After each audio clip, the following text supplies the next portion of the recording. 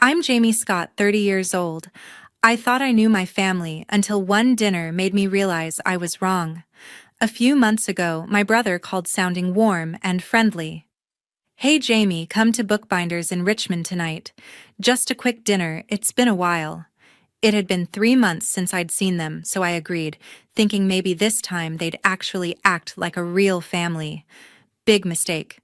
Bookbinders is a fancy seafood and steakhouse. As soon as I walked in, I saw my whole family at the main table laughing and ordering expensive dishes. My brother waved at me, but instead of inviting me over, he pointed to a small shaky table in the corner right next to an overflowing trash can. "You can sit here, the other table's for the family." I froze. I'm still his sister, and I even pay half their household bills, but I didn't say a word. I sat down, watched them dine like royalty, and ordered a single glass of wine. When the waiter came back, I leaned in and said, "Put everything from that table on my brother's bill." Not long after, his shout echoed through the restaurant and every eye turned toward them. Before I tell you what happens next, let me know what time it is where you are and which city you're in, so I can see just how far my story has traveled. Sitting at that wobbly table by the trash can, the sting of my brother's words. The other tables for the family burned deeper than I expected. I'd been through this before, but this time it hit different. 3 months earlier, I got a call from my mom. "Jamie, we're throwing my birthday dinner at a nice place downtown. You should come." I showed up thinking it'd be a warm night with family. Instead, I was stuck footing a $1,200 bill for their crab legs and champagne while they barely acknowledged me. I left that night feeling like their personal ATM, not their daughter. So when my brother invited me to Bookbinders, I felt uneasy from the start. Something told me this quick family dinner was another setup. Walking into that restaurant, I couldn't shake the feeling they were up to something. My brother had been texting me more than usual lately, always dropping hints about how tight things were for him at college. My mom kept mentioning family expenses piling up, and my dad, well, he never said much, but his silence always felt like a demand. I'd been pouring $2,500 a month into a shared family account for years, covering their phone bills, car payments, even my brother's tuition, $35,000 a year for his fancy private university. I thought it was my duty, keeping the family together. But sitting there smelling shrimp shells from that trash can, I realized they didn't see me as family. They saw me as a checkbook. At the main table, they were living it up. My brother was ordering Wagyu steaks for everyone, waving his hand like some big shot. My mom laughed, clinking glasses of red wine, probably a $500 bottle. My dad leaned back, tearing into a lobster tail, not once looking my way. They were so caught up in their little show they didn't notice me watching. Or maybe they just didn't care.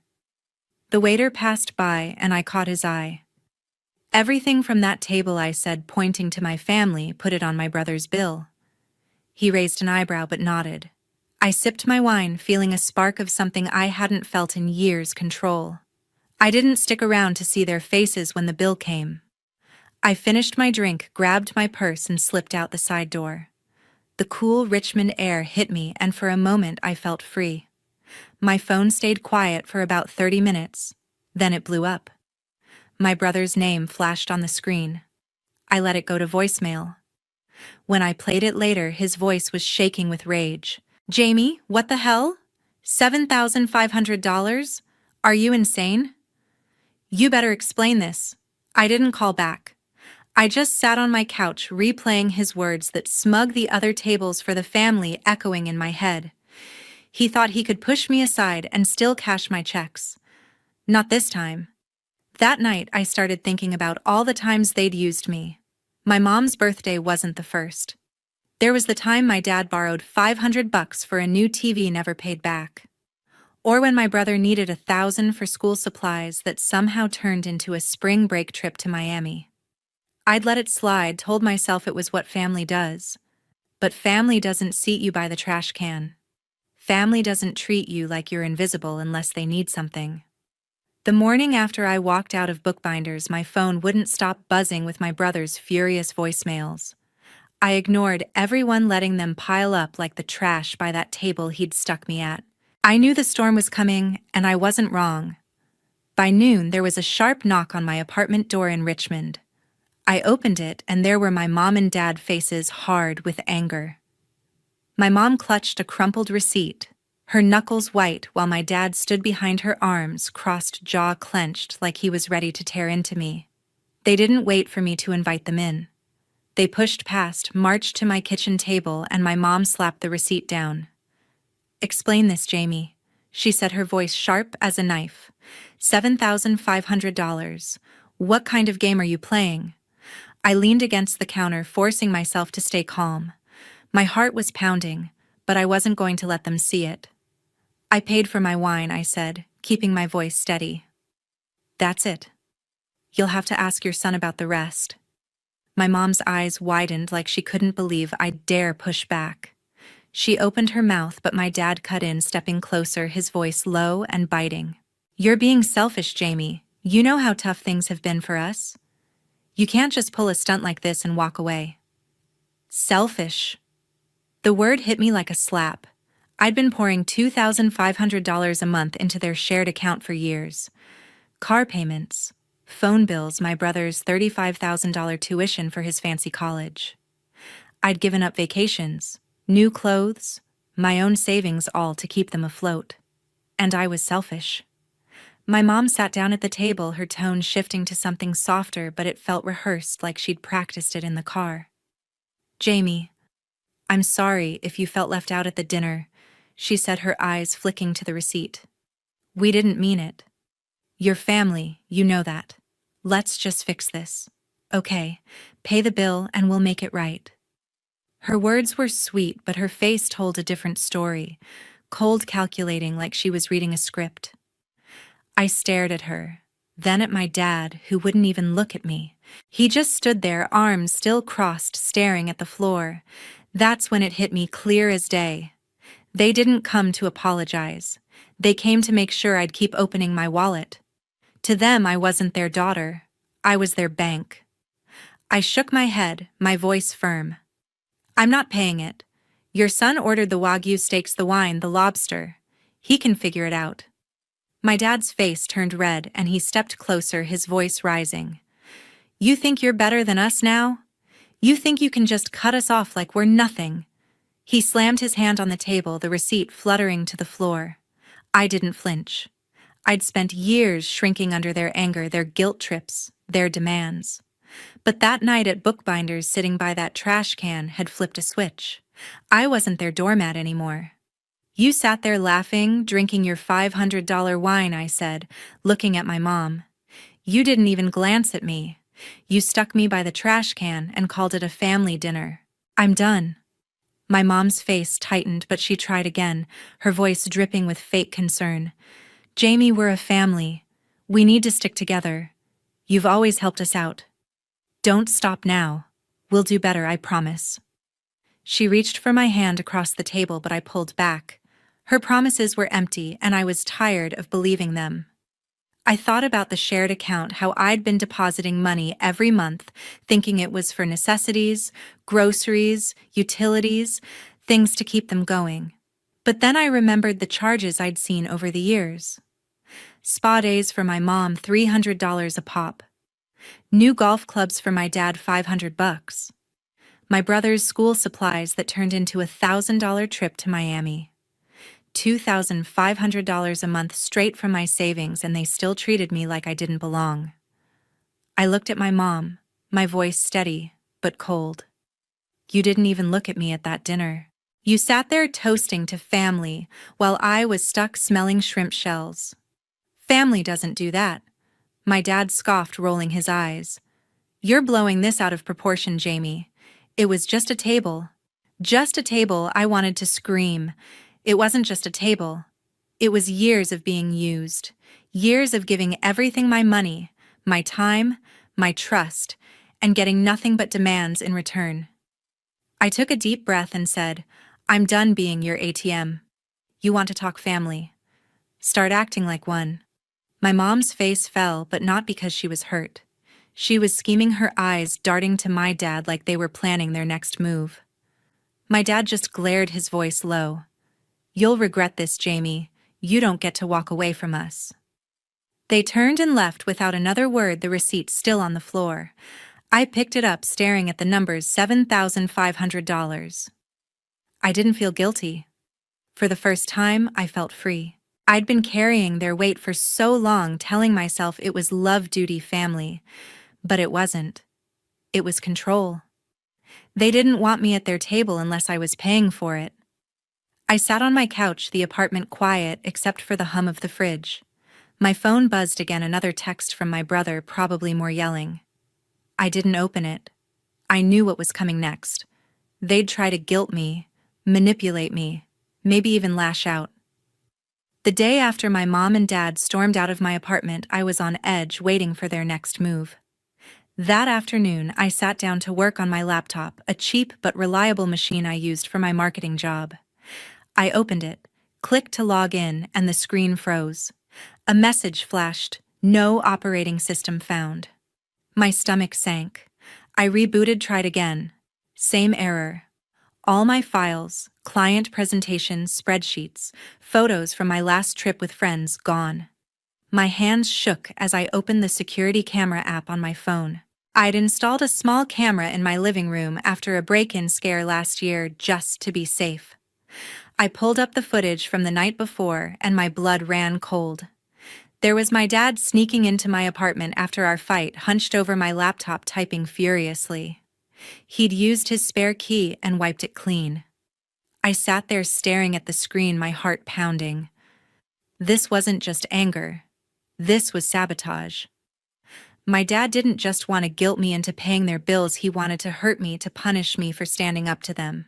I grabbed my phone and called the Richmond police, my voice steady despite the rage burning inside. "Someone tampered with my laptop," I told the officer. "I have video proof. It's my dad. He deleted everything." The officer asked for details: when, how, what was lost. I explained: work files, personal data, months of effort. I sent the footage clear as day, showing my dad's face lit up by the laptop screen. "We'll need you to come to the station to file a report," the officer said. I didn't hesitate. I wasn't letting this slide.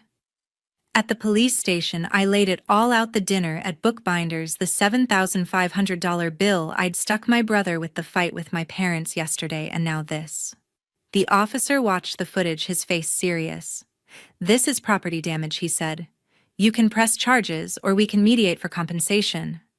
I didn't want a drawn-out legal fight, too much stress, too much time. "I just want him to pay for the damage," I said. $500 to recover the data and fix the laptop. The officer nodded, said they'd contact my dad. A few hours later, he called back. "Your father's agreed to pay the $500. He'll bring it to the station tomorrow." I thanked him, but my chest was still tight. This wasn't about the money. It was about what they were willing to do to keep me in line. The next morning, I woke up to a knock. I opened the door, but no one was there, just an envelope slid under it.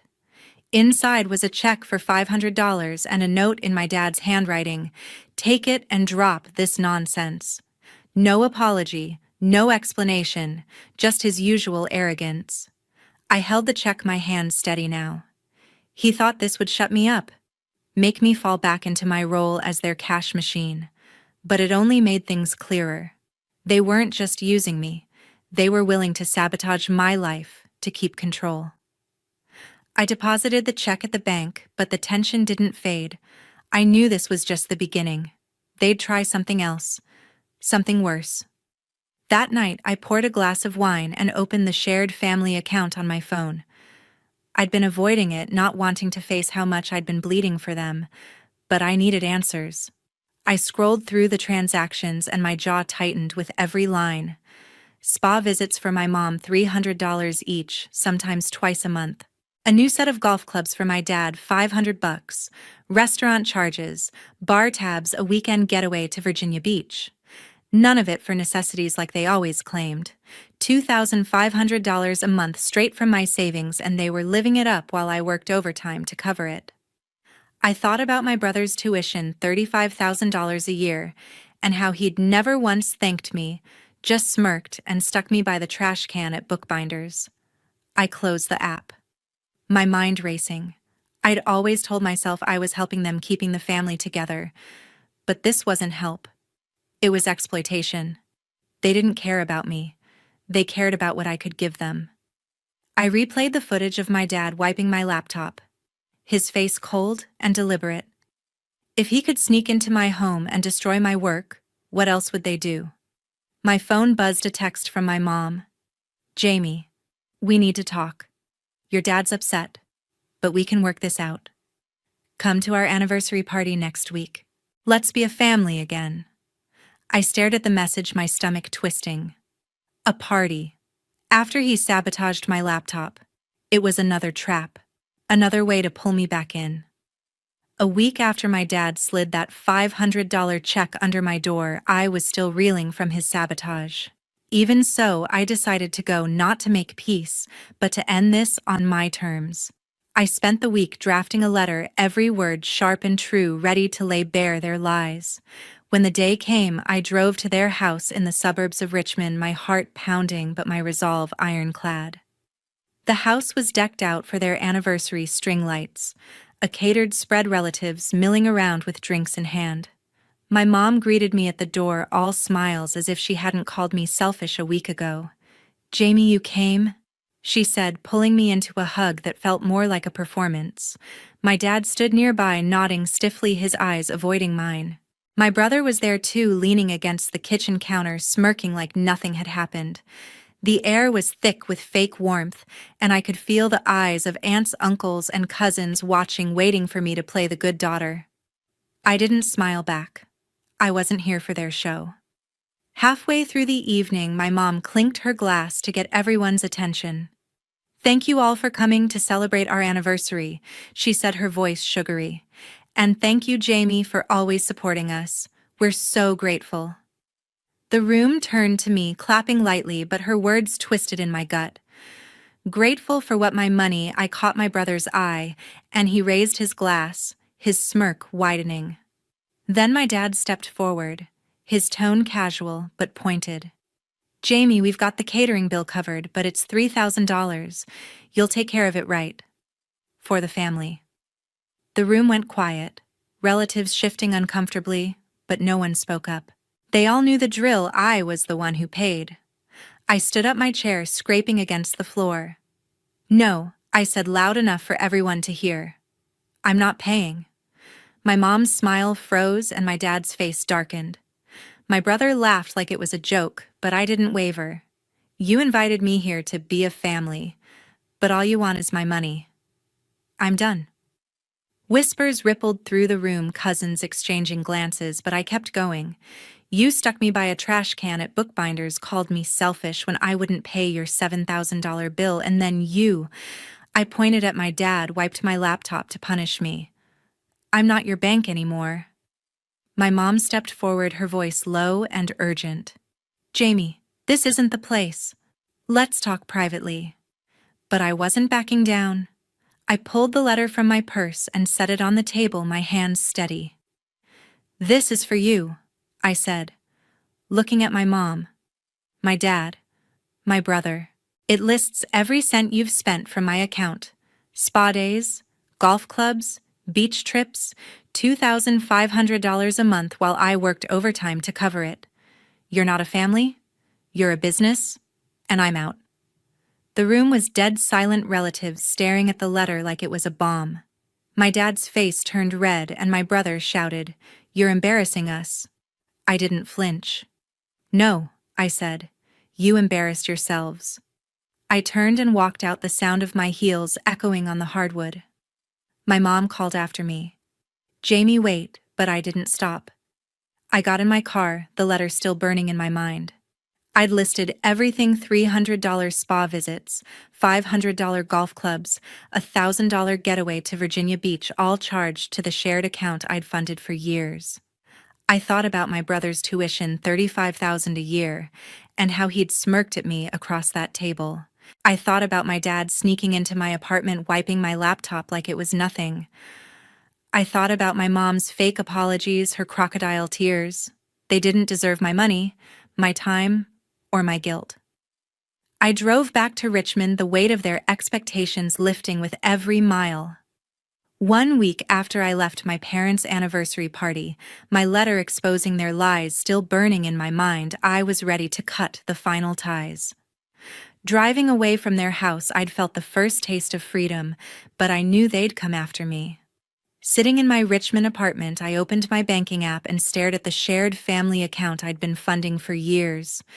It was the last chain binding me to their greed. My heart pounded as I called my bank and froze the account, locking them out for good.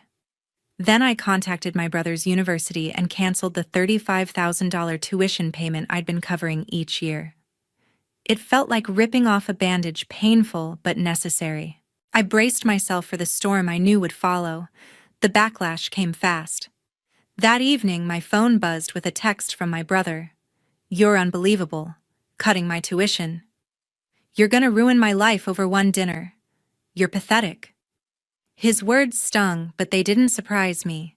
He'd laughed in my face at that restaurant, expecting me to pay for his extravagance, and now he was angry I'd stopped. I didn't respond. Then my mom started calling, her voicemails flooding in, 6 in 2 hours, each one more desperate than the last. "Jamie, how could you do this to us? We're your family. Pick up and fix this." Her voice cracked, but I knew it was an act, just like her tears at the party. I let them pile up, each one fueling my resolve. By the third day, my dad called, his tone cold and sharp. "You think you can cut us off? I'll make things difficult for you, Jamie. Don't test me." I saved the voicemail. My hands steady, but my pulse racing. He'd already sabotaged my laptop. What else would he do? Then the rumors started. My cousin Holly texted me her message, hesitant but urgent. "Hey Jamie, I don't know what's going on, but your mom's telling everyone you're out of control. They're saying you're unstable, that you've abandoned your family over nothing." I stared at her words, my jaw tight. Unstable. They'd used me for years, destroyed my work when I pushed back, and now they were spinning lies to save their image. Holly added, "They're telling aunts, uncles, even neighbors. I don't believe them, but people are talking." I thanked her, my fingers trembling as I typed. It wasn't just a fight anymore. They were trying to ruin my reputation, to paint me as the villain so they could play the victims. It was a desperate move, but it only made me angrier. I wasn't going to let them control the narrative. I opened my laptop, grateful it was restored after my dad's sabotage, and pulled up the bank statements I'd saved. The evidence was clear: the luxuries I'd listed in my letter at the party, funded by my overtime hours while they lived it up. I compiled screenshots of the transactions, each one a reminder of their betrayal. I drafted an email addressing it to every relative who'd been at the anniversary party, aunts, uncles, cousins, including Holly. The subject line was simple: the truth they don't want you to see. In the email, I laid out the facts, cold and clear. For years, I funded a shared account believing I was helping my family. Instead, they used it for luxuries while treating me like I didn't matter. They expected me to pay for their dinners, sabotaged my laptop when I refused, and now they're spreading lies that I'm out of control. The attached bank statements show the truth, every charge they made on my dime. Judge for yourselves. I attached the screenshots and hit send, my heart steady but my stomach in knots. This wasn't just about clearing my name, it was about exposing their lies to everyone they'd tried to manipulate. I wasn't their scapegoat anymore. The next day, my phone was quiet. No calls, no texts, no angry voicemails. I wondered if the email had stunned them into silence or if they were plotting their next move. Holly texted again, her words heavy. "I saw the email, Jamie. I'm so sorry. I had no idea they were doing this to you. I'm on your side." I thanked her, but I didn't expect much from the others. They'd stood by at the party, clapping for my mom's fake gratitude while I was asked to foot another bill. They were too tied to my parents to speak up. But I didn't need their validation. I'd spent years chasing their approval, only to realize they didn't see me as family. They saw me as a resource to exploit. Sitting on my couch, I looked around my apartment, the one I'd paid for, while they took everything I gave. I thought about my brother's venomous texts, my mom's manipulative voicemails, my dad's chilling threats. They'd crossed every line, taken my money, my trust, and still demanded more. Cutting their access wasn't just about the account or my brother's tuition, it was about reclaiming my life. The email was my final stand, my way of saying I was done being their pawn. They could spread their rumors, make their threats, but I was free. I started thinking about what came next. Richmond felt heavy now, every street tied to their betrayal. I'd been looking at job listings in Augusta, a chance to start fresh, far from their reach. The idea of a new life, one where I wasn't defined by their demands, felt like a lifeline. I wasn't just closing an account. I was closing a chapter, and I was ready to walk away for good. 2 weeks after I sent that email exposing my family's lies, I packed the last of my things and left Richmond behind. I'd landed a marketing job in Augusta, Maine, a quiet city far from the weight of my family's betrayal. The move wasn't just about distance, it was about cutting them out of my life for good. I changed my phone number, deleted my old email, and removed every link to the shared accounts they'd drained for years. My apartment, once a reminder of their greed, was now empty, my belongings packed into a small moving truck. As I drove north, the road stretching out before me, I felt lighter than I had in years. I was done being their bank, their scapegoat, their doormat. A month later, settled into a small rental in Augusta, I got a text from Holly. She'd been the only one to reach out after my email, the only one who didn't buy my family's story about me being out of control. Her message was short but heavy. "Hey, Jamie, things have changed here. Your dad's taken a second job at a hardware store working late shifts. Your brother's working part-time at a coffee shop to cover his tuition. Your mom's stopped her spa trips. They're struggling, but they haven't said sorry. I think they're too proud."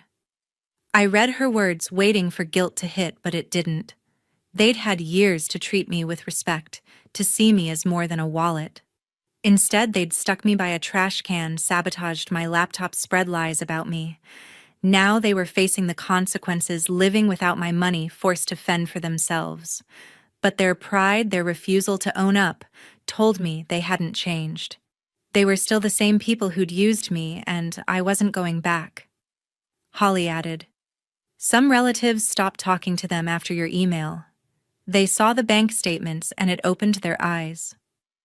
I nodded to myself, a small satisfaction settling in. The aunts and uncles who'd clapped for my mom's fake gratitude at the anniversary party were now keeping their distance. My family's lies had unraveled, their image cracked, but they hadn't reached out to apologize. No calls, no texts, no letters, just silence. My brother, who'd called me pathetic for cutting his tuition, was now pouring coffee to pay for school. My dad, who'd threatened to make things difficult, was working nights to cover bills. My mom, who'd played the victim with her crocodile tears, was living without her luxuries. They'd built their lives on my money, and now that it was gone, they were scrambling. But their silence spoke louder than any apology could. They didn't regret using me. They regretted losing me. Sitting in my new apartment, sunlight streaming through the window, I thought about how far I'd come. For years, I'd let guilt trap me, believing I owed them because they were family. I'd worked overtime, skipped vacations, poured everything into their demands, only to be disrespected at every turn. That dinner at the restaurant where they stuck me by the trash can was the first crack. Their lies, their sabotage, their refusal to see me as anything but a resource. It all led me here to a life I was building for myself. Augusta wasn't just a new city. It was a new start, a place where I could breathe without their weight on my shoulders.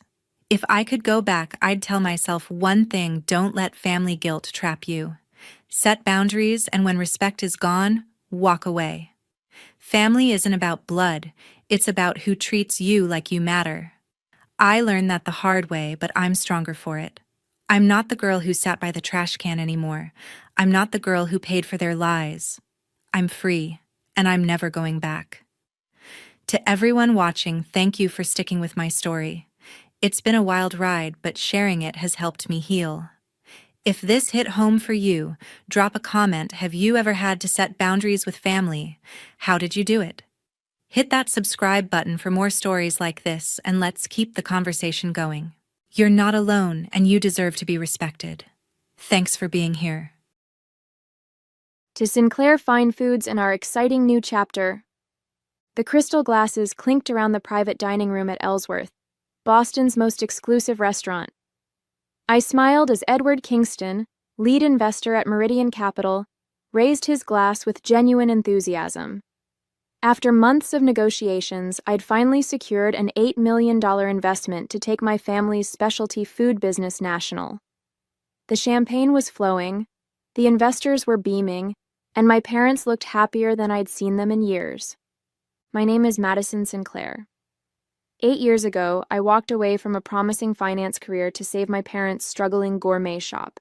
Everyone thought I was crazy to leave my 6-figure salary for a family business that was 3 months from bankruptcy. But I saw potential where others saw only risk. I remember when your parents' shop was just that little storefront in Cambridge, said Vivian, my former business school professor who had introduced me to the investors. And now look at this: national distribution, an online subscription model, and those manufacturing partnerships. Remarkable transformation, Madison. I felt a glow of pride as the investors nodded appreciatively. The journey hadn't been easy. I'd restructured operations, rebranded our product line, secured strategic partnerships, and built an e-commerce platform from scratch. Sinclair Fine Foods had grown from a beloved local shop to a budding national brand, with our specialty jams and artisanal condiments now shipping to 48 states. None of this would have happened without Madison's vision, my father said, raising his glass. When Helen and I started this business 25 years ago, we never imagined it could become what it is today. My mother nodded and smiled, but something flickered across her face, a hesitation I recognized all too well.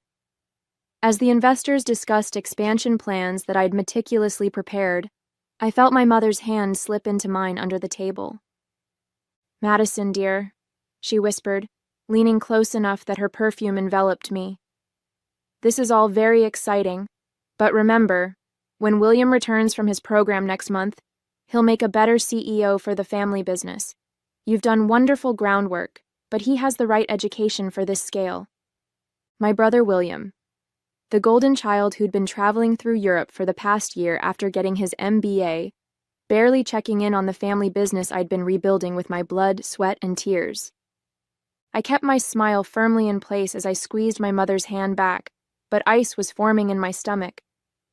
8 years of 18-hour days, skipped vacations, and postponed personal life, and she still saw me as the temporary caretaker of William's birthright. Everything okay? Kingston asked, noticing our exchange. Absolutely perfect, I replied, raising my glass higher. But behind my smile, gears were already turning. Monday morning couldn't come fast enough. 8 years ago, I'd been the rising star at Morgan Stanley when my father called with news that changed everything. The family business was failing. They'd overextended with a second location, and the recession had hit their luxury food items hard. They were 3 months from closing their doors permanently. I still remember my colleagues' reactions when I resigned. "You're leaving finance to sell fancy jam?" my boss had asked incredulously. Even William, then finishing his undergraduate degree, had questioned my decision. "It's a sinking ship, Maddie," he'd said. "Let it go and find them something else to do." But I couldn't let it go. Sinclair Fine Foods wasn't just a shop. It was my parents' legacy. I'd grown up watching them craft recipes, source ingredients from small family farms, and build personal relationships with every customer. When I walked away from my finance career, I wasn't just saving a business. I was preserving a family dream. The first 2 years were brutal. I worked the front counter during the day and pored over spreadsheets at night. I sold our second location, renegotiated supplier contracts, and modernized our accounting systems. I took out a second mortgage on my condo to fund our first e-commerce platform, then slept on a cot in the stockroom for 6 months when I couldn't make both the mortgage and rent payments. William graduated and took an entry-level position at a consulting firm. He occasionally offered advice from the sidelines, but was too busy building his own career to help with the family business. My parents never seemed to mind his absence, always quick to point out how he was gaining valuable experience that would someday benefit Sinclair Fine Foods. Meanwhile, I was transforming the business. Our handcrafted preserves caught the attention of a food blogger whose post went viral. I leveraged that exposure into a subscription box service that now had 20,000 monthly subscribers. Last year, I secured partnerships with 3 national gourmet grocery chains, increasing our revenue by 340%. Through it all, my parents remained curiously ambivalent about my contributions. They were grateful, certainly, but there was always an underlying current of "this is temporary" in their praise. William would eventually take over as the firstborn and only son, an unspoken family assumption that no amount of my success seemed to change. Madison? Kingston's voice pulled me back to the present. The investors were looking at me expectantly. "I'm sorry," I said, composing myself. "Could you repeat that?" "I was asking about your vision for the company's leadership structure moving forward," Kingston said. "Your operational plan is excellent, but I want to make sure we're aligned on management." The question hung in the air as my mother tensed beside me. This was the moment I'd been dreading and anticipating for years. "The leadership structure will remain as it is currently," I said carefully, aware of my mother's eyes on me. "I'll continue as CEO, with my parents serving as brand ambassadors and advisors to preserve the authentic family story that our customers connect with." Kingston nodded, jotting something in his notebook. "And what about your brother? Helen mentioned he's finishing an MBA program." Before I could answer, my mother jumped in. "William has just completed his executive MBA at Wharton.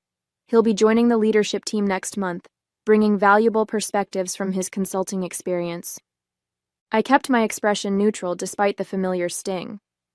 William had spent exactly 3 weekends at the shop in the past 8 years, yet my mother spoke as if he'd been integral to our growth all along. Kingston's gaze shifted between my mother and me, clearly sensing the tension. "I see. And what will his role be?" "We haven't finalized that yet," I said quickly. "We're focusing on closing this investment round first." But my mother wasn't finished. "William has always had the strongest head for business in the family," she continued proudly. "Madison has done wonderfully with the creative aspects, but William understands the financial side in a way that will be crucial for this expansion." I nearly choked on my drink. I'd been a financial analyst before joining the family business, had restructured our entire operation, and had just secured an $8 million investment that William knew nothing about. Yet somehow, in my mother's mind, he was the business expert. I noticed Kingston exchange a glance with Diane Thomas, another key investor. Something shifted in the atmosphere, a subtle recalculation that I recognized from my years in finance. They were reassessing the deal. "Mrs. Sinclair," Kingston said carefully, "our investment is largely based on Madison's track record and vision. We'd need to discuss any significant leadership changes before finalizing the agreement." My mother looked surprised, as if it had never occurred to her that the investors might be backing me rather than the family name. My father cleared his throat uncomfortably. Of course," he said. "We're all on the same page here. Madison has built something remarkable, and we're just proud parents excited to have both our children involved. Nothing's set in stone." The conversation shifted to safer topics, but the damage was done. As dinner wound down, I noticed Kingston speaking quietly with his team, their expressions serious. When we said our goodbyes, his handshake was firmer than usual. "We should talk," he murmured. "First thing Monday, just you." I nodded, understanding perfectly. The investors hadn't missed my mother's meaning, or the implications for their $8 million. As my parents and I rode back in the town car, they chatted excitedly about William's return, seemingly oblivious to what had just happened. I stared out the window at the passing city lights, a plan already forming in my mind. Monday was going to be interesting. Very interesting indeed. I barely slept that night. By 6 a.m. Saturday, I was at my desk in the empty Sinclair Fine Foods headquarters, surrounded by spreadsheets, market analyses, and 8 years of documentation. The cleaning staff looked surprised to see me there on a weekend, but they'd grown accustomed to my unconventional hours over the years. "Ms. Sinclair, everything okay?" asked Jorge, our head of maintenance, who had been with us since I'd taken over. "Just preparing for a big meeting," I replied, not looking up from my laptop. "Another one? After that fancy dinner last night? You work too hard, you know." I smiled despite myself. "I appreciate the concern, Jorge, but this one's important. Maybe the most important meeting I've ever had." After he left, I made a call I'd been considering for months but had held off on out of family loyalty. "Madison? It's 6:30 on a Saturday," came Vivian's groggy voice. My former professor and mentor had always been an early riser, but even this was pushing it. "I need your advice," I said without preamble, "and possibly your help." 45 minutes later, Vivian walked through the door with 2 coffees and a determined expression. After explaining the situation, she sat back and studied me carefully. "You've been anticipating this moment for years," she observed. "What do you really want, Madison?" The question hung in the air as I considered my answer. What did I want? Recognition from my parents?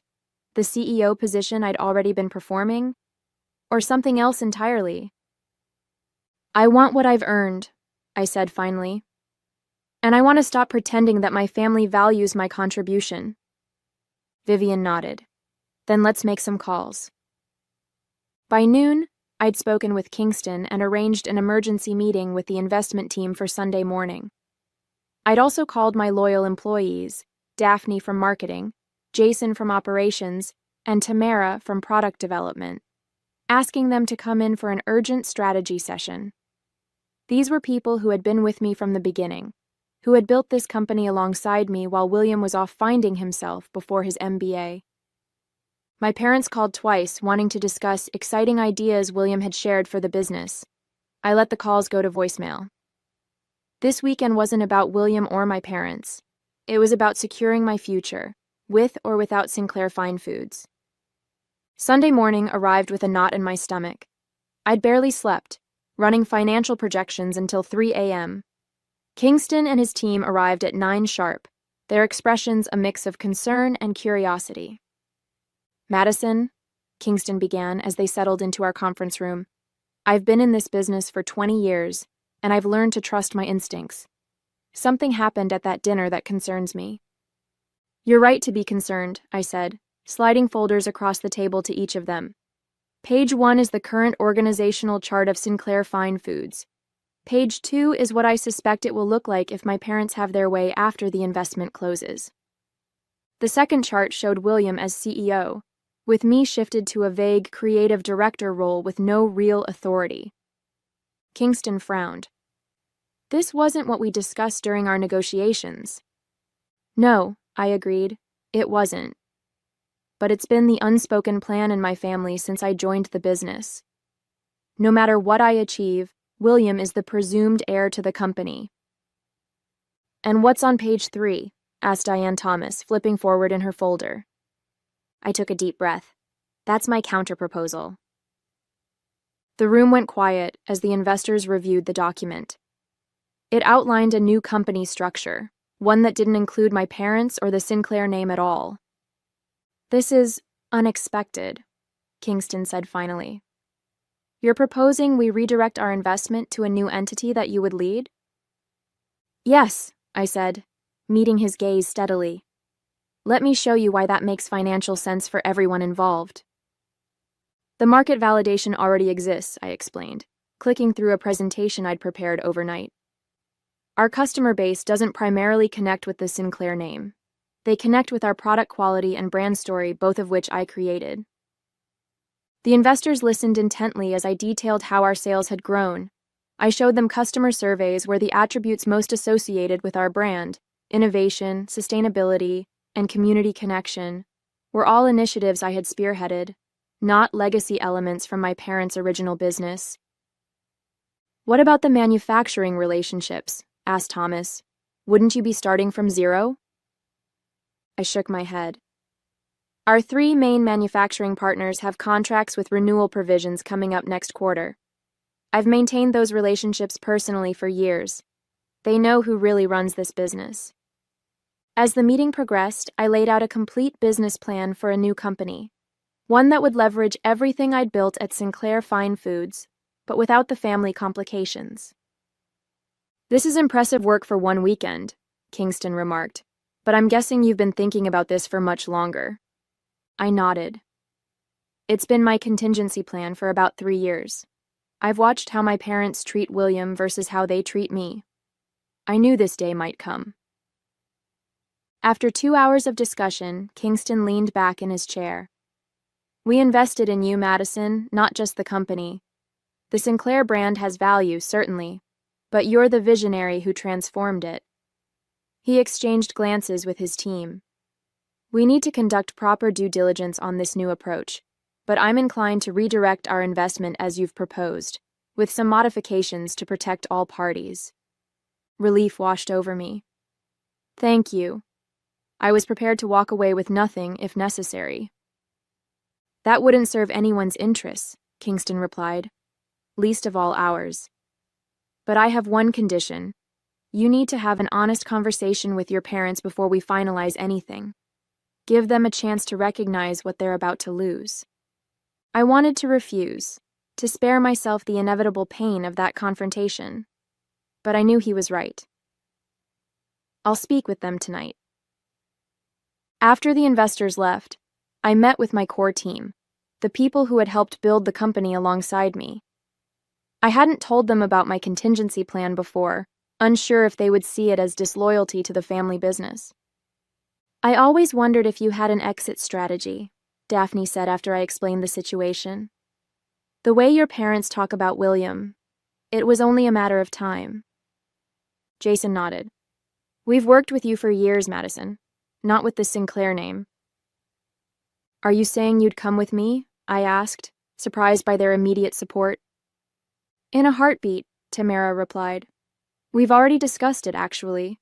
We figured this day might come, especially with William finishing his MBA. The knowledge that my team had anticipated this scenario and had already decided to follow me gave me the final boost of confidence I needed.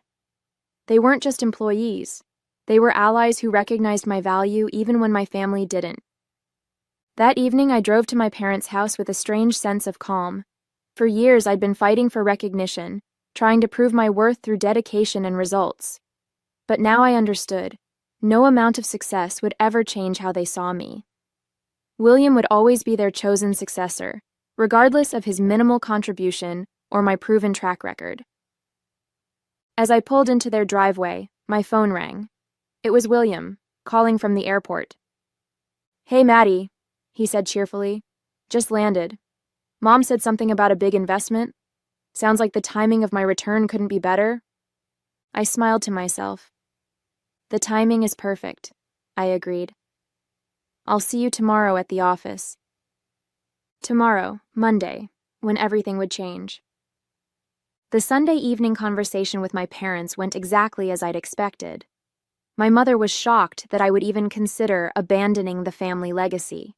My father, always the peacemaker, tried to suggest a compromise where William and I could co-lead the company. I've been running this business alone for 8 years, I reminded them. Why would I need a co-leader now, just as we're about to expand? William brings fresh perspectives, my mother insisted, and he's always had the strongest business mind in the family. Based on what evidence? I asked, struggling to keep my voice level. His consulting job that he quit after 2 years? His MBA that I paid for while reinvesting my salary into saving our company? My father looked pained. Madison, please understand. This was always the plan. William is the firstborn. I'm 37 years old, I interrupted. I've increased company revenue by 3,000% since taking over. I secured an $8 million investment based on my vision and execution. But none of that matters because William was born first, because he's your son and not your daughter. The silence that followed told me everything I needed to know. They had no defense except tradition and preference. The investors are backing me, not the family name, I said finally. You have until tomorrow morning to decide if you want to recognize that reality or lose everything I've built. I left them stunned in their living room, a family photo from my childhood staring down at us from above the fireplace, William front and center, me slightly off to the side. It had always been that way, I realized. I just hadn't wanted to see it. Monday morning arrived bright and clear. I'd arranged for the investors to meet me at the office at 9 a.m., knowing that my parents typically arrived at 8:30, and William had texted that he would join for his first day at 8:45. I arrived at 7:30, giving myself time to center my thoughts and prepare for what was coming. To my surprise, Daphne, Jason, and Tamara were already there, along with about a dozen other key employees. "What are you all doing here so early?" I asked. Daphne smiled. "We wanted you to know you're not alone in this. Whatever happens today, we're with you." The gesture nearly broke my composure, but I managed a grateful nod before retreating to my office to review my notes one final time. At 8:30 sharp, my parents walked in, their expressions tense but determined. My mother was dressed formally, as if for an important presentation. My father looked tired, the argument from last night clearly weighing on him. At 8:42, William strolled in, wearing an expensive suit and exuding the casual confidence of someone who has never had to fight for recognition. He greeted employees he barely knew with handshakes and declarations of how excited he was to take the helm of the family business. I watched from my glass-walled office as he worked the room, already playing the role of CEO without having earned a single moment of it. My mother beamed with pride, pointing out various aspects of the operation to him as if he were a visiting dignitary rather than someone who should have been in the trenches with us for the past 8 years. At precisely 9 a.m., the elevator doors opened, and Kingston walked in with his investment team and 2 people I recognized as partners from Meridian Capital's legal department. The atmosphere in the office immediately shifted, employees sensing that something significant was about to happen. My mother hurried over, extending her hand. "Mr. Kingston, we're so delighted you're here. I'd like to introduce you to my son, William. He's just returned from—" Kingston interrupted her politely but firmly. "Actually, Mrs. Sinclair, we're here to speak with Madison, though I think it would be beneficial for all of you to join us in the conference room." The moment of reckoning had arrived. The conference room felt charged with tension as everyone took their seats. My parents and William on one side, the investment team on the other, with me at the head of the table. Years of unspoken family dynamics were about to collide with cold business reality. Kingston opened his briefcase and laid out several documents. "Before we begin, I want to clarify something important. Meridian Capital's investment was approved based on Madison's leadership and vision for this company. Our due diligence focused on her track record, her team, and her growth strategy." William shifted uncomfortably in his seat. My mother's smile became fixed. "Since Friday evening's conversation," Kingston continued, "we've had to reassess our position. It's become clear that there may be some discrepancy in expectations regarding the company's future leadership." My father cleared his throat. "We've always envisioned Sinclair Fine Foods as a true family business, with both our children contributing their unique strengths." "With all due respect, Mr. Sinclair," Diane Thomas interjected, "our investment was predicated on continuity of leadership. Madison has demonstrated exceptional business acumen, growing this company from near bankruptcy to a national contender. Any significant change to that leadership represents a material alteration to our agreement." William leaned forward, the confidence in his voice belying his complete lack of involvement in the company for the past 8 years. "I can assure you that my executive MBA and consulting experience make me well qualified to—" "To what?" Kingston asked bluntly. "To replace the person who saved this company, who increased its valuation by 3,000%, who secured this investment in the first place?" The room fell silent. My mother's face had gone pale, her eyes darting between William and Kingston. "We have a proposition," Kingston announced, sliding a folder toward my parents. "Two options, actually. I suggest you review them carefully." My parents opened the folder with trembling hands. Inside were two legal documents. The first outlined the original investment deal, but with explicit language ensuring I would remain CEO for a minimum of 5 years, with William limited to a non-executive role. The second document was something else entirely. A term sheet for a $10 million investment in a new company, one that would be founded and led by me, with no connection to the Sinclair name or family ownership. "What is this?" my father asked, his voice barely above a whisper. "Insurance," I replied calmly. "In case you still don't understand what's actually valuable about this company." William snatched the second document, his face flushing as he scanned its contents. "You're threatening to start a competing business? Your own family?" "I'm protecting the value I've created," I corrected him. "Value that you had no part in building, William. Where were you when I was sleeping on a cot in the stockroom to make payroll? When I was personally delivering orders because we couldn't afford shipping fees? When I was redesigning our entire product line while working the register?" My mother looked stricken. "Madison, you can't possibly mean to abandon your family legacy." Before I could respond, the conference room door opened. Daphne entered, followed by Jason, Tamara, and at least 15 other employees, many who had been with the company for years. "Excuse the interruption," Daphne said, her voice clear and confident, "but we wanted to make something known. If Madison leaves to start a new company, we go with her. All of us." The room erupted in whispers. My parents stared in disbelief at the assembled employees, the beating heart of the company they thought they controlled. "The choice is yours," I said quietly. "Recognize what I've built and who built it, or watch me walk away with everything that makes this company valuable." For nearly 10 minutes, the only sound in the conference room was the shuffling of papers as my parents and William examined the documents before them. Kingston and his team waited patiently. The employees who had come to stand with me remained at the edges of the room, a visual reminder of where the company's true value resided. Finally, my father sighed deeply and pushed the first document forward. "We'll sign this one," he said, his voice heavy with defeat. "Madison stays as CEO." My mother's lips were pressed into a thin line, but she nodded in agreement. William looked shell-shocked, his carefully constructed future crumbling before his eyes. "A wise choice," Kingston said, signaling for his legal team to finalize the paperwork. 2 hours later, it was done. The investment would proceed with explicit protections for my position.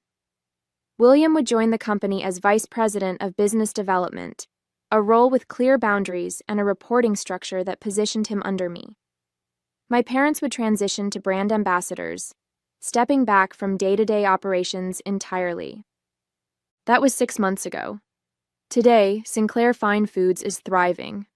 Our national expansion is ahead of schedule, and our new product lines have exceeded sales projections by 40%. From the outside, we look like a heartwarming success story of family entrepreneurship. The reality is more complicated. I maintain a strictly professional relationship with my parents and William. Our interactions are cordial but limited to business matters. I attend the mandatory family dinners on holidays, but I no longer seek their approval or recognition. Some wounds don't heal. They just become part of who you are. The betrayal taught me something valuable. My worth isn't determined by my family's recognition of it. My true family is the team that stood behind me that Monday morning, ready to walk away from security for the sake of loyalty and fairness. I may carry the Sinclair name on my business cards, but my real legacy is entirely my own.